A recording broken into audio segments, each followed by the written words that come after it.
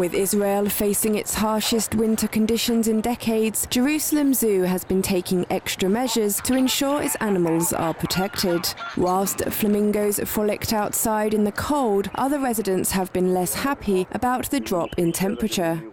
Some of our animals, they're very sensitive for this kind of cold.